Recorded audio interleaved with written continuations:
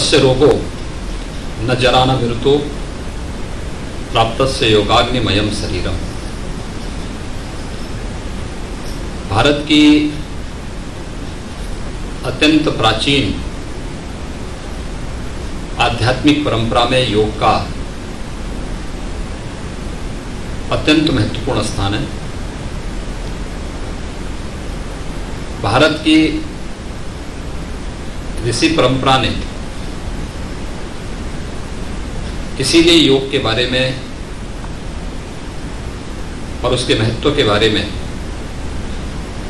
ये बातें कहीं कि योगाग्निमय शरीर जिसे प्राप्त हो जाए वहाँ न रोग है, न बुढ़ापा है और न ही मृत्यु। स्वाभाविक रूप से भारत की सनातन परंपरा की इस महत्व को लोगों ने आज समझा है।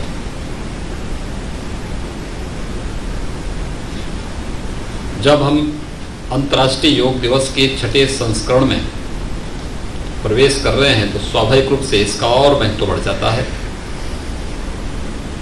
मैं सबसे पहले पूरे प्रदेश वासियों को अंतर्राष्ट्रीय योग दिवस के 6ठे संस्करण पर हृदय से बधाई देता हूं। हम सब आभारी हैं देश के यशस्वी प्रधानमंत्री श्री नरेंद्र मोदी जी का, जिनकी दूरदर्शिता और भारत की इस अत्यंत प्राचीन आध्यात्मिक परंपरा को उन्होंने वैश्विक मंच पर एक स्थान दिलाया। जब 21 जून की तिथि अंतर्राष्ट्रीय योग दिवस के रूप में मान्यता प्राप्त हुई और आज देखते ही देखते दुनिया के 193 से अधिक देश योग की इस परंपरा के साथ जुड़ करके भारत के साथ एक आत्मीय संवाद बना रहे हैं। भारत की इस ऋषि परंपरा के प्रसाद को वैश्विक मंच पर स्थापित करने के लिए हम प्रधानमंत्री मोदी जी का हृदय से अभिनंदन करते हैं। अंतर्राष्ट्रीय योग दिवस के इस वर्ष के कार्यक्रम में हम लोगों को कुछ बातों का सावधानी रखनी आवश्यक होगी। खासतौर पर जब पूरी दुनिया वैश्विक महामारी कोरोना से जूझ रही है। कोरोना वायरस भले ही किसी भी रूप में क्यों न हो, लेकिन इसका संक्रमण बहुत तीव्र है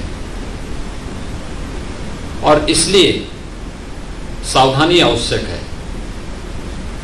सार्वजनिक स्थानों पर निकलने के पूर्व मास्क लगाना, 2 गज की दूरी का पालन करना, स्वच्छता के नियमों का पालन करना, ये अत्यंत महत्वपूर्ण है। पब्लिक गैदरिंग कहीं नहीं होने देना, यानी कहीं पर मास गैदरिंग नहीं होगी, बड़ी संख्या में लोग नहीं जुटेंगे। इसलिए स्वाभाविक रूप से अंतर्राष्ट्रीय योग दिवस पर सामूहिक योगाभ्यास नहीं हो पाएगा। इस बार का योग दिवस अपने घर में रह करके आयुष मंत्रालय भारत सरकार के द्वारा